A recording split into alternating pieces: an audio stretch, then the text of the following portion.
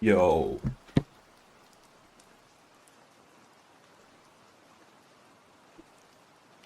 what's good, guys?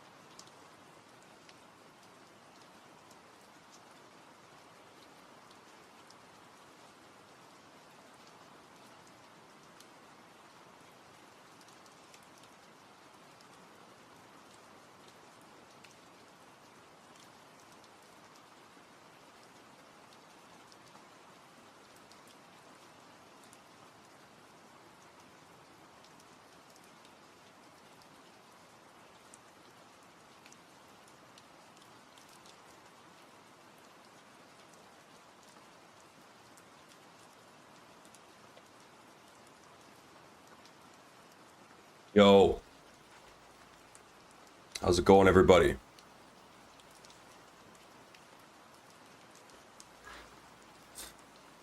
Good to see you guys. What's up, Steve, Dark Crash, Crypto Wanderer, Sindala, Iced Cooley, Patrick Tobin, Kevin Mooney, Mooneyhan, Nightshade, what's up? Golden Bull, Cliff BTC, Gazgano, Patrick, oh man, you commented multiple times. Rendell, Svetlana, how do I say your name? Svetoslav. What's up, guys? Little bit of a different stream. This is a Market Cipher Q&A. I could take my shirt off. We could make it the Market Cipher TNA if you want. But I figured I'd answer some of your guys' questions. If you guys have Market Cipher questions, I'm here to help you.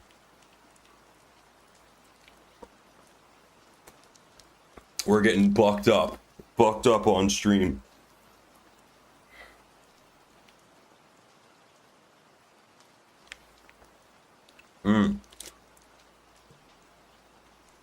You guys don't have any questions about Market Cipher?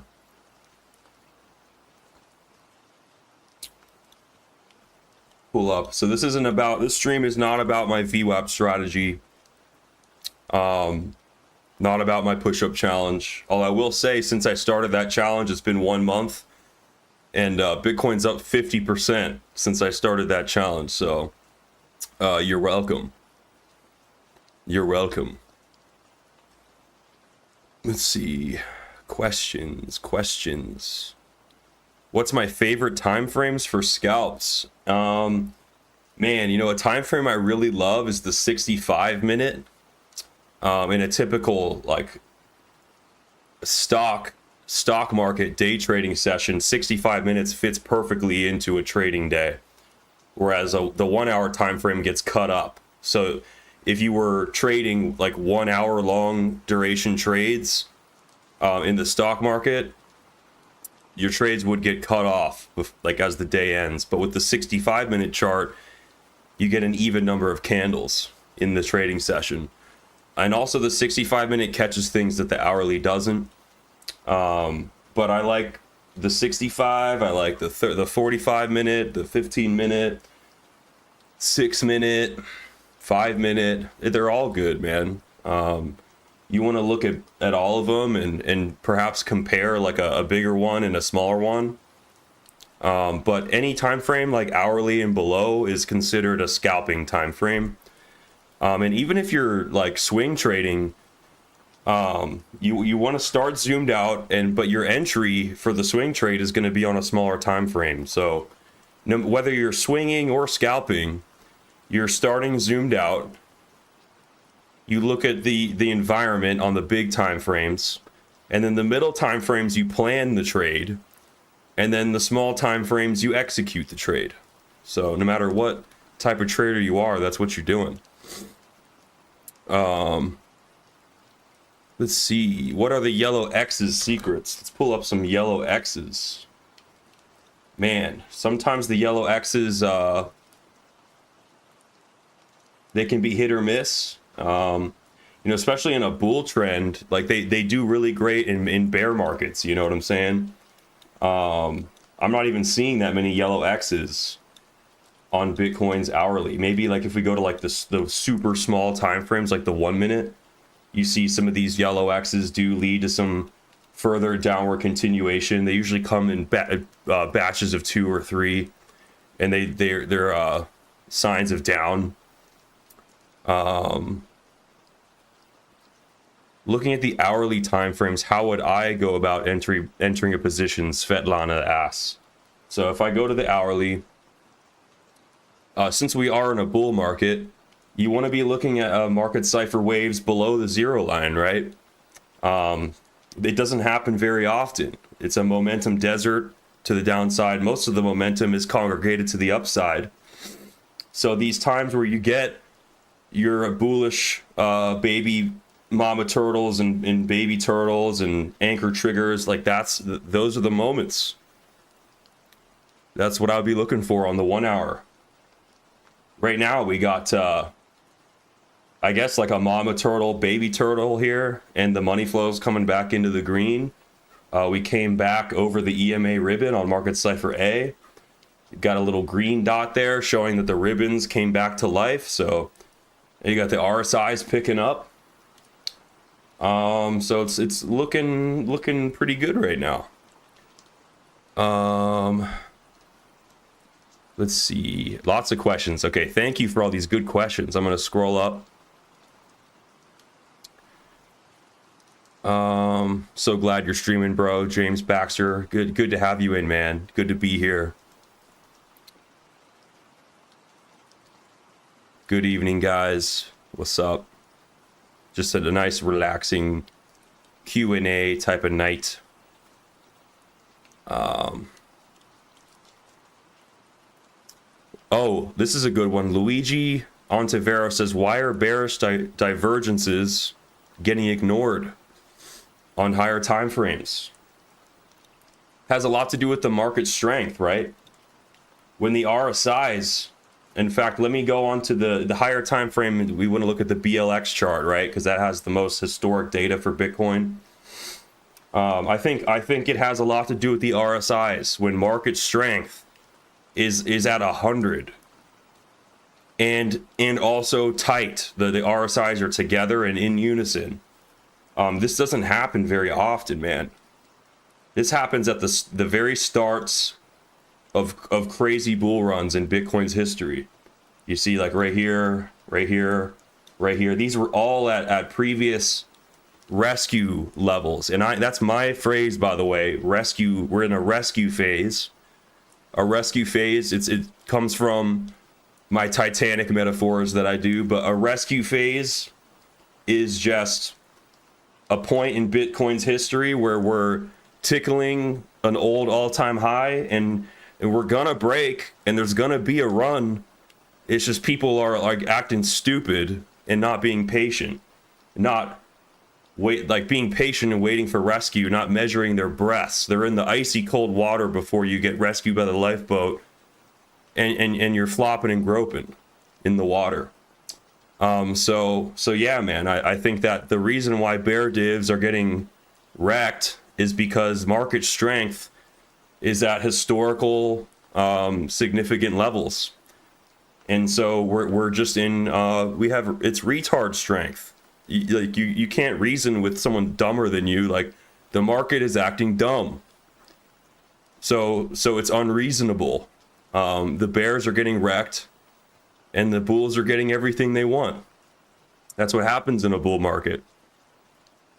So I hope that answers your question. Bearish divergence is a great place to take profits and to pray for a pullback, but it's not a guarantee.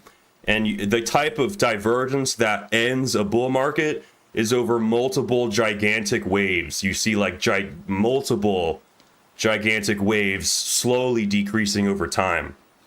It's going to take a lot to slow this train down. More than just one little measly daily divergence. Tax Partner says, what is your best time frame and what are the basics? I would say that the basics are the basic strategy. Let me go back to my regular BTC chart here. The basic strategy, just on this daily time frame, let's just take it as an example. Actually, I don't see the basic strategy long playing out on this. So let me see if I can find a good example. I guess this one will do on the 8-hour chart. But what you want for the basics, man, is you want, first of all, is a blue wave to go below the 60 line and then recover over the negative 60 line. And then you want a second wave that also cuts deep, but does not break that negative 60 line. And so this is what CF calls an anchor trigger, or a mama turtle, baby turtle. This is often it can't, if the price was lower, like for instance, if we came like this and then price did this, that would be a bullish divergence, right? Because the price, despite the price going lower, the momentum is going up. So that would be a bull div. If the price went lower, that would have been extra bullish. It didn't, but it's still a bullish sign because the momentum overall is trending up. So the blue waves, that's what you want to see for the basics. And you also want to see the money flow crossing from red to green. But also, like before that, you'll see the red money flow like trending to the zero line. And you could even like draw a projection. Like once you get the money flow creating like a higher low, you see this like slope here, you can project that forward and get a good sense of time as to like how long you're going to be expecting a long to play out. And do you see it? So you see how like when this hits the zero line, this white line here, this trend, that's about when that pump ended. So the money flow is a really good way to kind of project forward like how long you may be in a trade for. Money flow is definitely a leading indication since it's volume. It takes the volume into account. Out of all the oscillators on Market Cipher B, the money flow is definitely leading. It's like telling you what's going to happen. And then also the yellow oscillator, you want to see it crossing over zero. So for instance, you got that the mama turtle, baby turtle. You see that this little yellow oscillator crossing zero here. That's some great confluence that you want to see right there. And ideally, the RSIs, you would want to see the RSIs low here and crossing up over 10. Like you would want to see the RSIs all the way down here, crossing up, kind of like what happened back here. This is what we want to see for like basic strategy RSI for a long, is you want to see the RSIs nice and oversold, but you don't just long on oversold, right? You want to buy some strength after oversold. So you want to see the RSIs picking up over about 10 to 12. Once you see those RSIs start to ascend, that's a really good signal that that we're going to go up. But also RSIs being strong up here in this like this 90 to 100 level is also good too. But I would say that like the ultimate RSI signal is recovering from oversold. And so yeah, that's the basics, man. That's the basics that we look for, and anything that looks close to that it is good. Yeah. All right, let's see what else we got here. What advice would I give to new traders, new to MC? The biggest takeaway. I would say don't look at both sides of the waves and weigh them evenly. Since we're in a bull market, waves below the zero line represent the golden opportunities. And waves above the zero line are not necessarily times to take big shorts or gamble on shorts. You want to go with the trend. Market Cipher is a momentum indicator. It makes the good times easier. You know, like when we're very strong trending, Market Cipher helps you like sail with the wind, right? So if Market Cipher's telling you that the wind is blowing one way, then play that wind. You know, wait for the good opportunities, or at least reduce risk on the subpar opportunities. Play one side of the waves. That's would be my advice to a noob. If you're more experienced, then you could probably catch some of these little corrections, especially like big ones like that 10%. But yeah, I would say keep it simple, stupid. KP says, thanks for the new streams, FG, much appreciated. Shout out to the Casper crew, CryptoFace, Tom Crown, all the real dudes who share knowledge. Yeah, much love, dude. I love my MC community. I'm so privileged and so grateful that like I can spend my days doing push-ups and working on myself. And I know that the Market Cipher community is like a thriving ecosystem that takes care of itself with you know, like over a dozen educators who are all slaying the markets. And I'm just one little part of that. Man, it feels good. We can all live the lives that we want because we cover a lot of ground. We're an army. So yeah, I'm grateful to my brother, grateful to guys like Tom Crown and Trader Geo and Dr. Slater and Jason Casper and everybody, man. I love you all. Nightshade says, what's my favorite DBSI point value indications -14? Honestly, man, I don't use DBSI. I would say that out of this entire Q&A, DBSI is probably my weakest breadth of knowledge. I keep the basic settings of DBSI. I don't fidget with anything because I haven't done much back testing on like which settings are great. I like to use the stock settings because that's obviously what CF and his guy recommend. So I don't mess with that. But what I do is I use the 200 EMA line as trend bias. So like when this is green, I'm for certain looking for bullish waves under the 0 line. And when it's red, then I'll look for these little like bearish trigger waves and stuff. So yeah, when it's green, I'm very, very long biased. Like completely, I only long, and when it's red, I only want to short. You know what I'm saying? So I like to use it for strong trend bias, kind of like how I use my anchored VWAPs.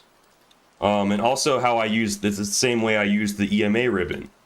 You know, if the EMA ribbon is blue and full of life, I only want to be longing.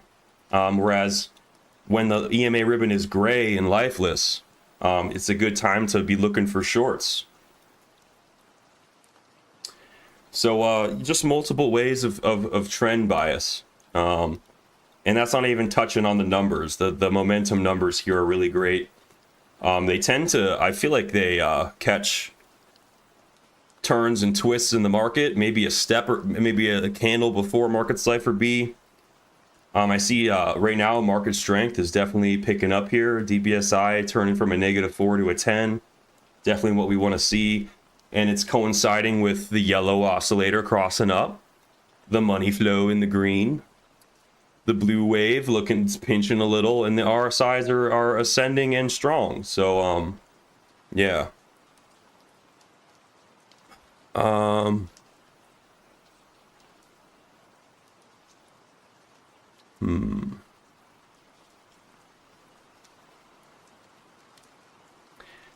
Ooh, here's a good question by Luigi Ontiveros. How far apart is it to still valid to use? How far apart is still valid when using momentum peaks and divergences? You know, honestly, bro, a divergence is a divergence is a divergence. Like,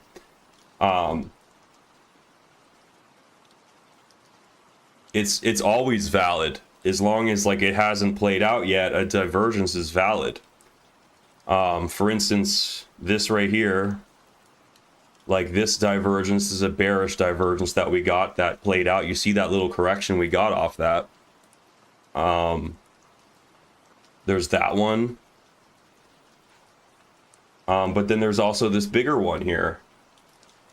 Like back here, you know, you could technically count this as well because it's, I mean, the momentum here is higher than the momentum here. So that's technically still a divergence. That's still in play. That definitely counts. Just because this one comes up and interrupts the line there, like that blue wave, like it doesn't mean it's not valid. A lot of divergence is a little bit subjective, but just remember that the weaker or the weirder it looks, the less traders are respecting that, and it isn't going to play out as cleanly. So yeah, this, I mean, like this one that I just drew, I would say like less traders are looking at that than they are looking at this shit. You know what I'm saying? So this is probably the better one to be looking at. But and then sometimes like the price is flat, but the momentum has fallen off.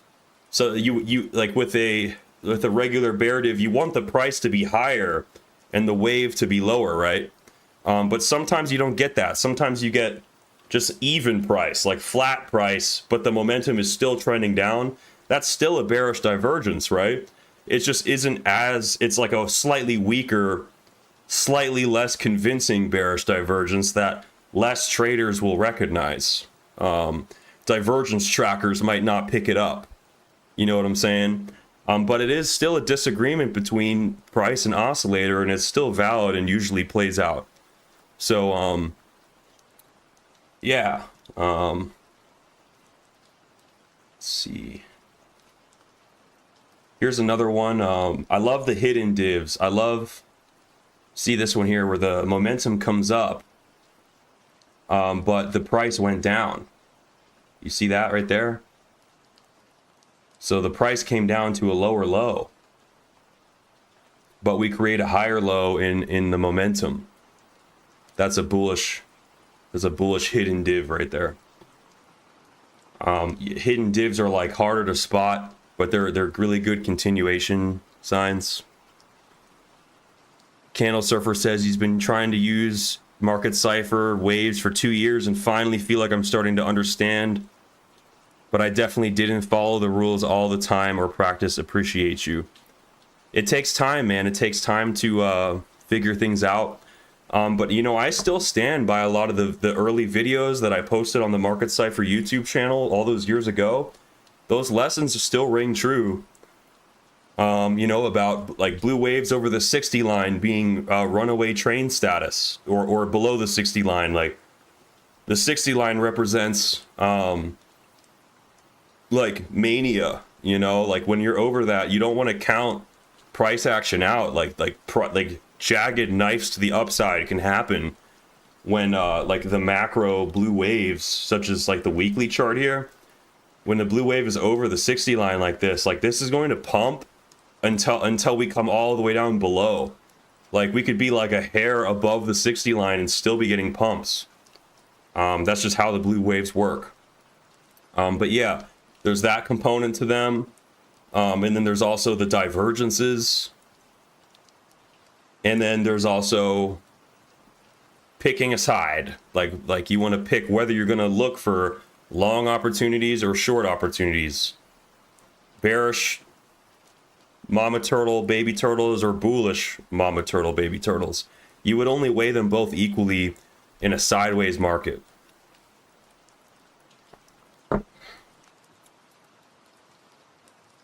Ice Cooley says, do you really believe 100K in 3 months? I think we could see 100K in 3 weeks, bro. I think it could happen super quick, but if it did happen that quick, I'd be looking for a massive correction. And I would love to see that, and so would the institutions, and so would a lot of big players. I mean, imagine how devastating that would be if we rushed to 100K and then crashed down to 50. You know what I'm saying? And that would give us the perfect springboard to go up to something like 200K or all these crazy targets that the Twitter pencil necks are talking about. If we're going to get to something like that, we would want to see a major pullback. But and 100K is that perfect psychological level to see something like that happen from. And we seem to be rushing there very fast. You know, since we have been rescued, we just broke the all-time high. It would make sense that we rally from here very quickly before the common man can figure their shit out. And then right as the common man gets his shit figured out, we're at 100K, and then boom, we get cracked.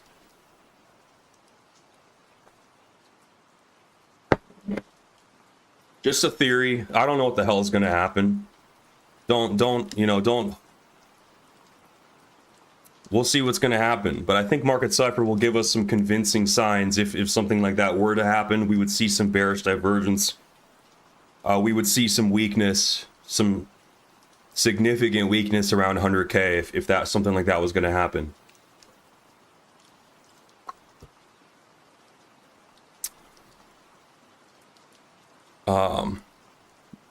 Dynamo Dynamics says, just did my 100 push-ups today. I don't believe you, bro. You got to post the proof of work. There is no work without the proof, man.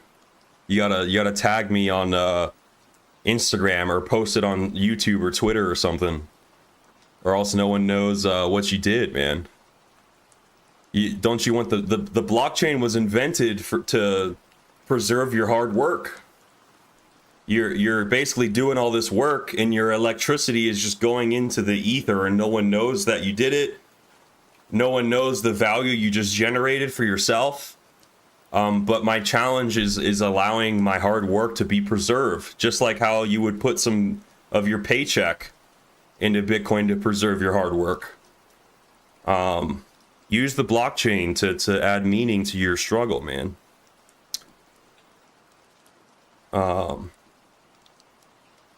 What's a baby turtle, mama turtle? It's just an anchor trigger wave, bro. It's just an increase in momentum, in the blue wave momentum, trending back toward the zero line, whether from a bearish standpoint or a bullish standpoint. Just blue waves trending back towards zero. Gregory Lamb says, are you trading ETH and is the mindset different? Are you feeling ETH all-time high since Bitcoin broke? ETH is definitely super bullish because its ETFs are coming soon. I am quite bullish on ETH. Yeah, I think ETH is going to do something similar. Yeah. I'm not trading yet till I get my Palau ID. It's been shipped. It's going to be here any day now. Just being transparent. KP says, how did you and your bro learn to trade? I'm still struggling on the trades. What divs work best? VWAP, money flow, or RSI? What's the most important? I would say the most important on basic strategy is the money flow. You want to make sure the money flow, catching a nice red wave that's trending up with a higher low, that's a magnificent time to enter a nice big fat position on low leverage that you can then start slicing meat off the pig as it goes up.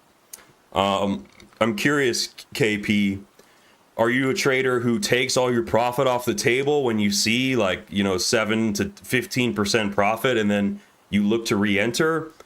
Or are you like holding on to good positions and trimming and taking profit and letting the market kick you out? Because if you're having trouble growing, you got to learn how to let the market kick you out. You got to learn how to let good situations ride. That's how CF has been succeeding lately, is he has these gigantic positions and he's like making 6-figure profits, but he still has his original position that he's allowed there, he's able to remain comfortable in. But if you are always just taking your bowl of soup and you're always being happy with your pittance that you're taking off the table, then you have to re-enter at a high price and you're flopping and groping perpetually. So, when you do get a big dip of red money flow, you got to capitalize on that opportunity. Weasel your way into a meaty, low leverage, big position.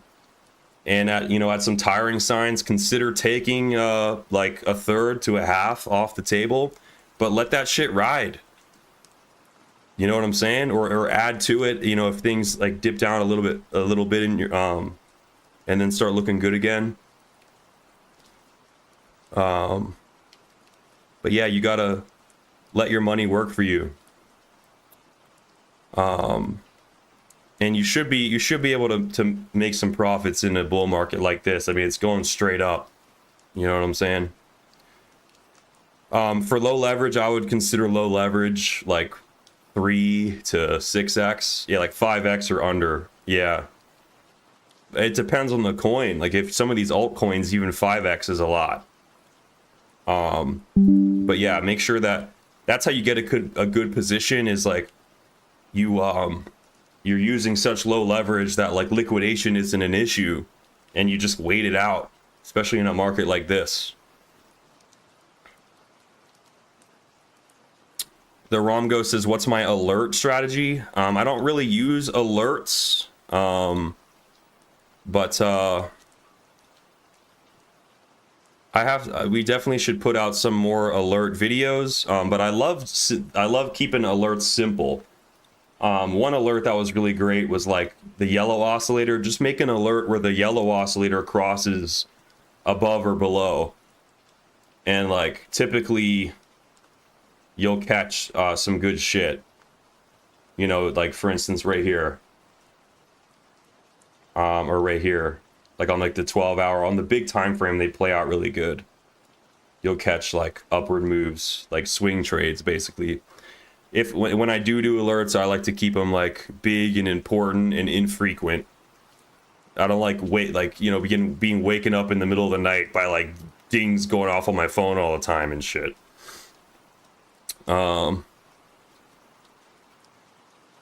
What's your main target prediction for BTC this run?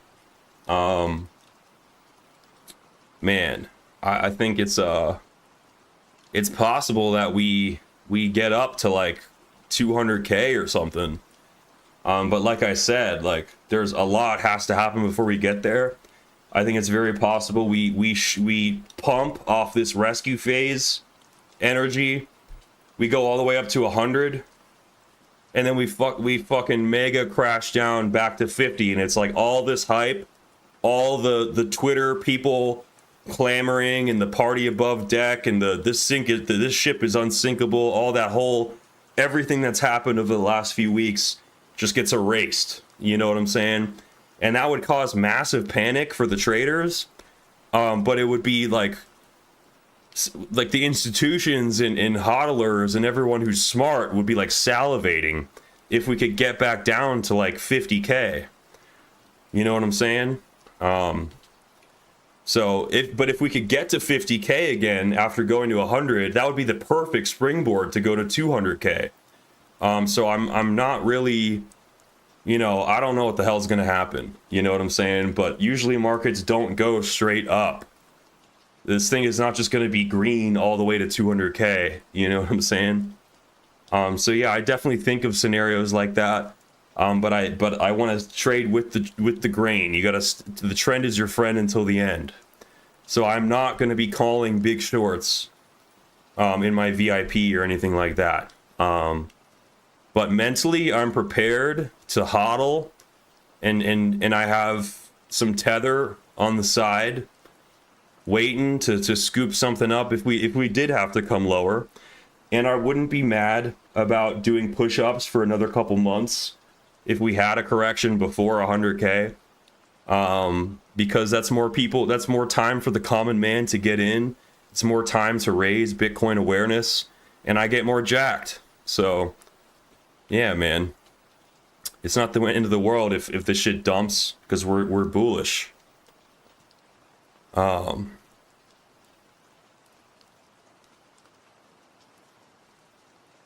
Gazgano says, do you have any day, hour period where you prefer to trade? I've been definitely like, when I traded ETH in 2021, I was scalping on like the hourly chart with like the 15-minute chart with the SR. I was using this NickCipher SR intraday VWAP line. And just whenever the blue waves would come below zero, I would pretty much long, like whenever we would gain traction over VWAP and the waves were looking nice and low, I would long. And I made like $250,000 doing that shit. Not as much success as my brother, but I made like moderate success just using NickCipher SR and like deep cuts of the blue wave. If you join my VIP group in my YouTube description, like send me an email, tell me a little bit about yourself. I'll get you on a call and like I'll teach you the strategy. And there's like some videos that I made private. There's 10 videos on this VWAP line and like this anchored VWAP tool here, like these orange lines. It's like one of the tools on TradingView. There's like 10 videos I made you can watch that'll like teach you my scalping strategy. But yeah, it's just the hourly chart, just hourly chart.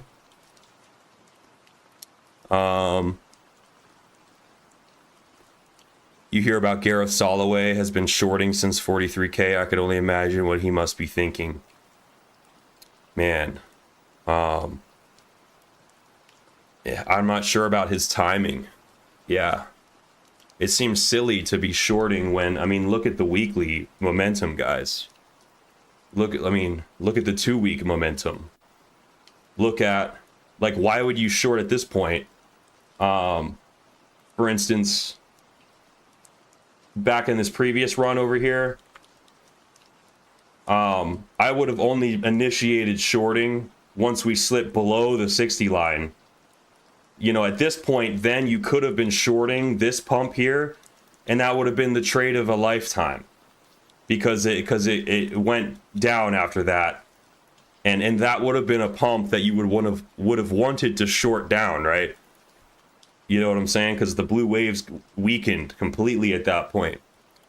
Whereas the situation we're in now is like these blue waves have only gotten started. It seems like it's like we're still way over the 60 line. So I think Gareth is like objectively not wise to be shorting the markets at these times.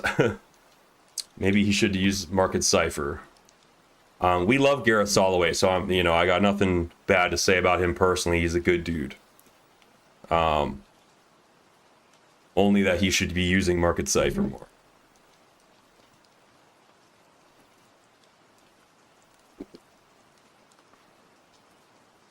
What's up, Alex Crypto? Good to see you in, man. I'm down for a trader spotlight soon. Crypto Tom, what up, bro? Good to see you in, man.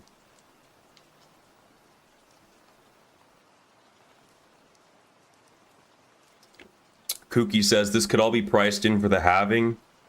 Past cycles didn't have influence by institutions, so halvings always made BTC pump after the halving. But I think it's priced in, and dumps liquidate the shrimps.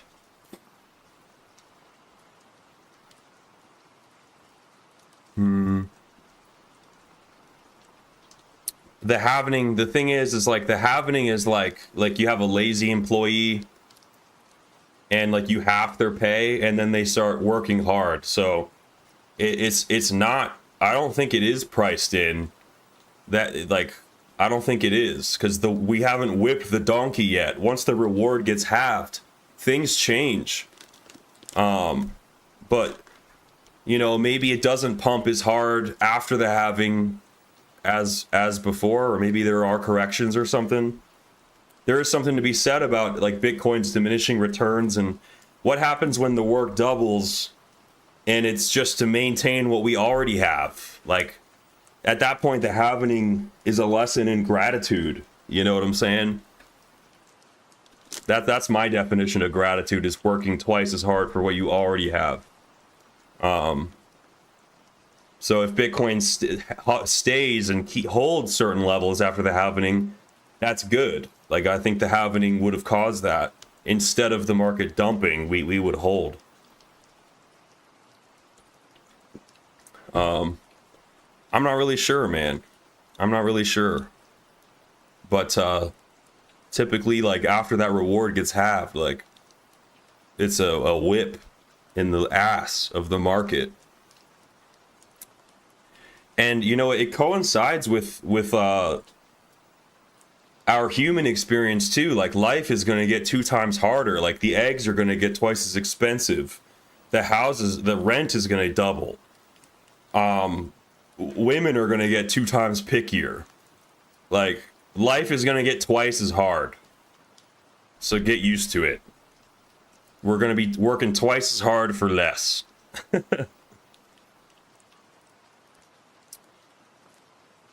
Yeah, man, we're going to get Alex Crypto on the Trader Spotlight for sure.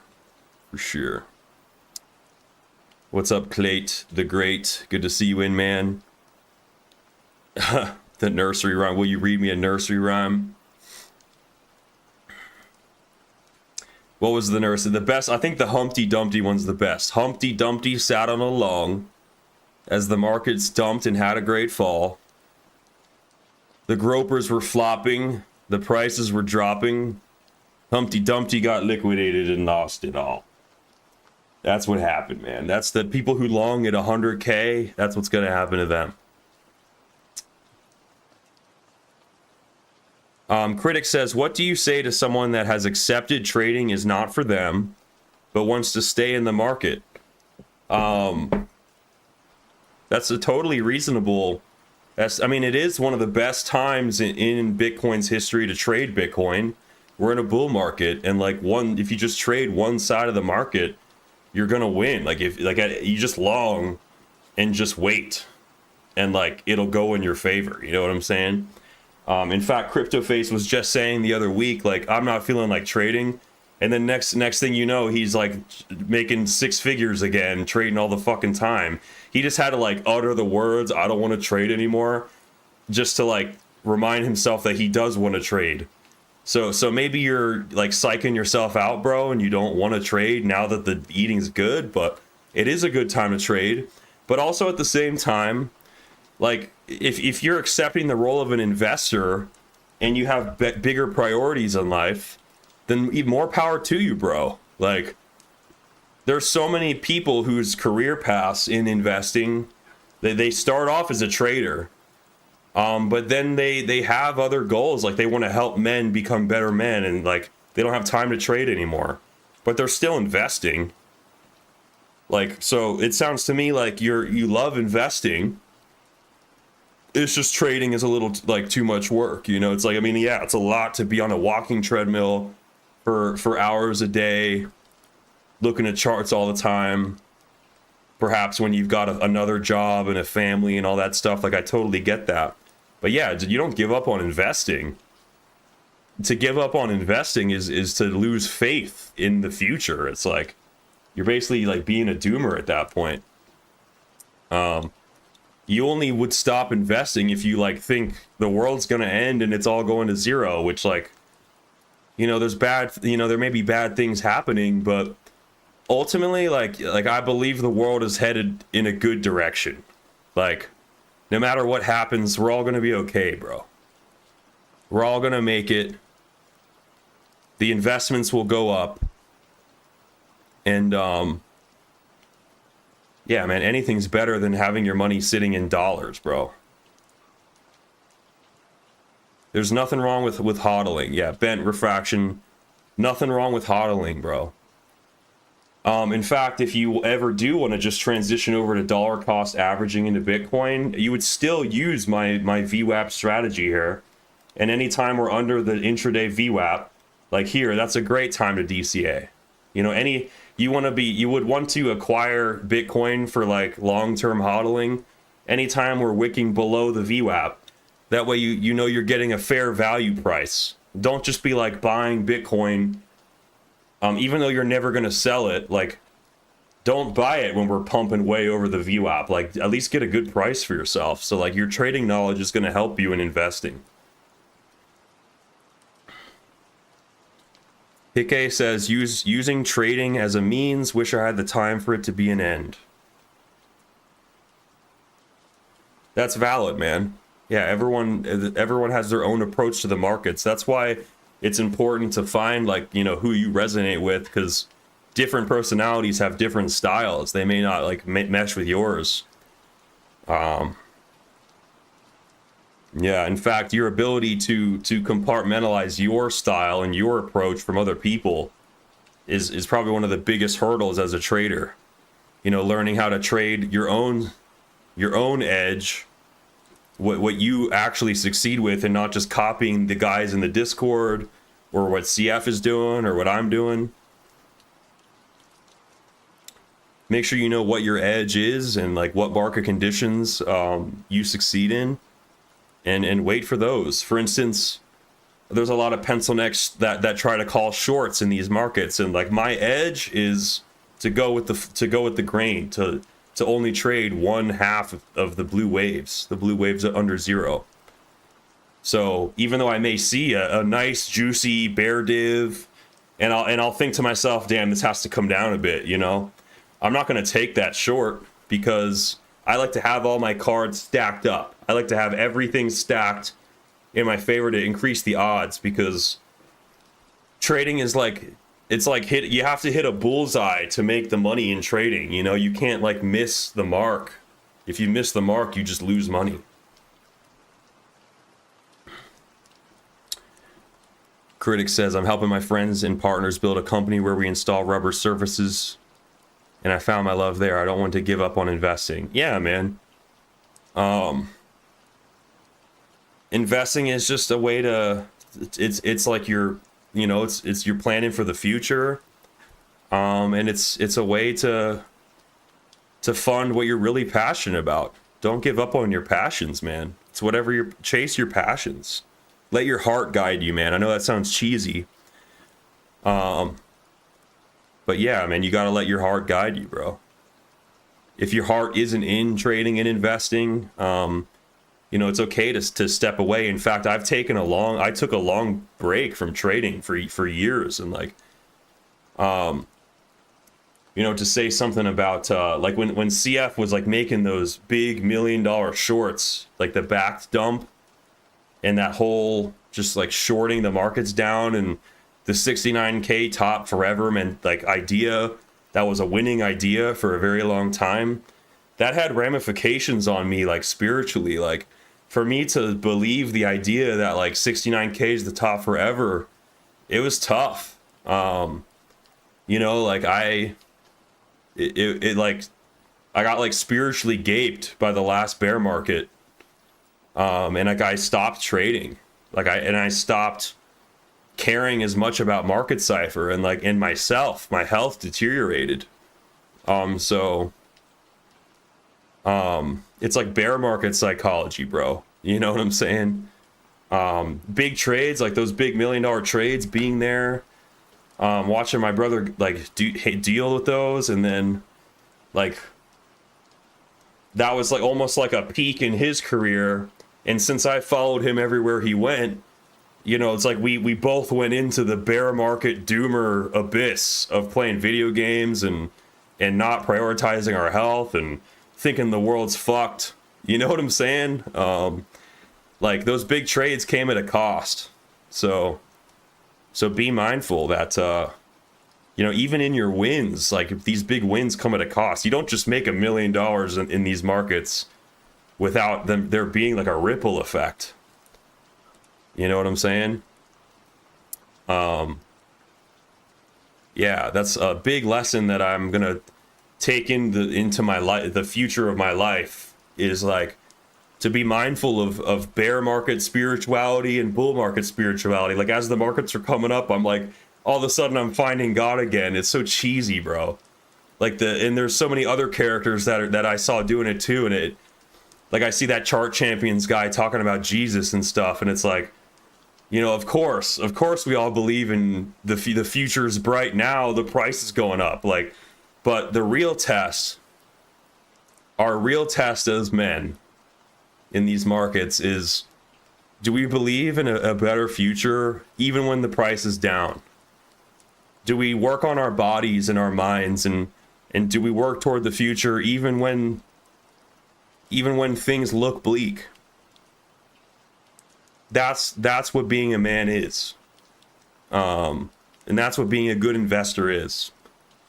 So I behoove you guys to, you know, even if the markets are down, that's what this push-up challenge is for me, is like, I'm not the man I need to be for either 100K Bitcoin or $0 Bitcoin. If Bitcoin is going to zero, man, I don't want to be a shrimp in a world like that. That's a fucked up world. And on the flip side, like if Bitcoin's going to be 100K in 3 weeks, I want to be jacked, you know? So yeah, it's like you can never stop having faith in the future. You can't just be like a doomer because the markets took a downturn. Yeah, big lessons learned. Yep. Oh, Candle, you went down a negative hold in 2021 and 2022. and even 2023. Yeah, man. It's normal, man. Forgive yourself. You got to forgive yourself first of all. Yeah, it's okay, man. You know, these were hard markets to be a part of. Relationships were torn apart. You know, like rent increased. Biden's America was tough. It turned us all hard as fuck. But we should have a little bit of gratitude about that. Like it not only did it make the companies in crypto stronger, and it was a valid test. Like you see, like a lot of companies being torn apart by internal strife and betrayal and like sin and all this screwed up shit. But like I can sit here and proudly say that like I'm the strongest I've ever been, I'm the happiest I've ever been, and me and CF are still here and thriving, even after all that bullshit. You know what I'm saying? So that's like a badge of honor. You guys are here with me now. There's plenty of gropers who are going to come in at 100K with a sense of entitlement. And then they're going to get wrecked all over again. You guys are actually still pretty early. And a lot of you guys watching have been here since the bottom.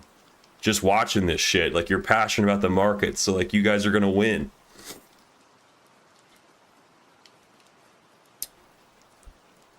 No Limits Cushmaster says, if you shorted the top with 50x leverage and held it to the bottom, you would have still felt amazing in the bear market. Not necessarily, bro. It's not about money, dude. Like, how you feel is not about money. I just made that point. The point I made was that I watched CF make $2 million in the bear market. But the ideas that dictated that trade, 69K top forever, the world is fucked, fuck this country, fuck Joe Biden, fuck everybody. Those were toxic doomer concepts that spiritually did spiritual damage. Like, it's not about the money, bro. CF and I did great financially last cycle and in the bear market. But did we do okay spiritually? No, there was definitely a fight as the markets came up. We definitely came up, but that's because like we worked every single day to rebuild a lot of things that we were neglecting. Yeah, so you can make all the money in the world shorting, but the ideas that are causing you to short, like, you got to monitor those ideas, make sure that you're still living a healthy, meaningful life. It's you know, money is just a tool. It's not the root of evil. It's not the root of all happiness. Money is light. It like reveals the truth, you know. But yeah, I mean, you're right, bro. An extra couple $100,000 never hurt nobody. You know what I'm saying? Not over here complaining that you know, I'm not complaining about shorting in a bear market. Just reminding you guys that ideas have ramifications. Bent Refraction says, maintain a positive bias even in a negative market. Yeah, compartmentalize those bearish, the you know, doomer ideas pay off, you know, but you want to be above it. You want to be outside it. You always, like, here's the markets. You want to be a market observer. Even though you're participating in the story, you're still an observer. You got to be like the grit. Rose at the end of the Titanic movie, she's like the grandma who she's telling the story. It's all from her perspective. The Titanic movie isn't actually happening during the real Titanic. It's being told in like from an outside perspective, you know? And to be that character in the story, to be an observer of the markets, allows you to look at things a lot more wisely. And think about how at the end of that movie, she cast the heart of the sea into the ocean. That's basically like someone who successfully played the role of a market observer all the way to the end. Say Bitcoin's at like $1 million now, and you're that old granny at the end of Titanic, and you're able to dump your bags and take your profit. You know what I'm saying? Yeah, you're a gilf. You're a gilf now. But yeah, the heart of the sea is that's a market metaphor at the end of the Titanic when she dumps. And when I was a kid, I was like, why did you just throw the necklace into the ocean? That shit was worth $1 billion. What the? Like, I didn't get it. But it's a metaphor for achieving market nirvana by maintaining the role of a market observer.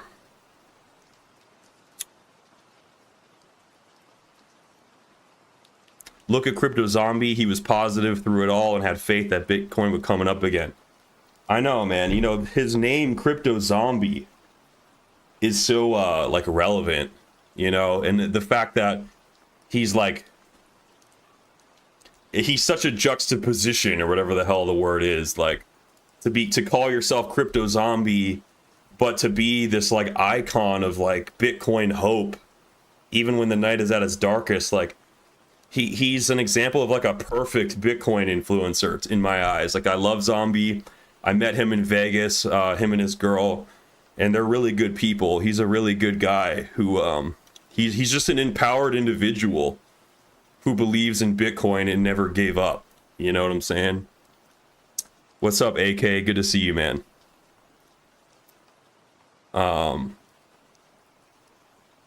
Yeah.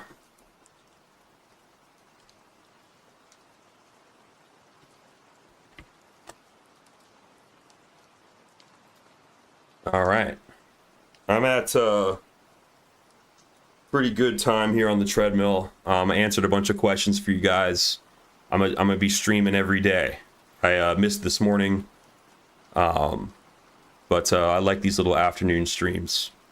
I'm sweating though, so I'm gonna hop off for now, unless you guys have any last questions for me. Right now we're not talking about MC, we're just talking about other stuff, so I'm gonna cut it for now.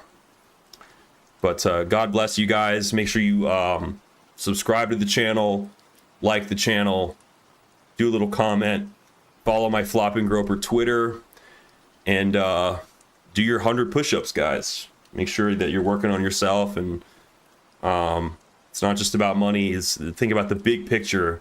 You've got to be making gains across the spectrum here. Make sure you're the best person you can be for when Bitcoin starts pumping, or if Bitcoin starts dumping. Make sure you're a better man tomorrow. All right, peace out, guys, and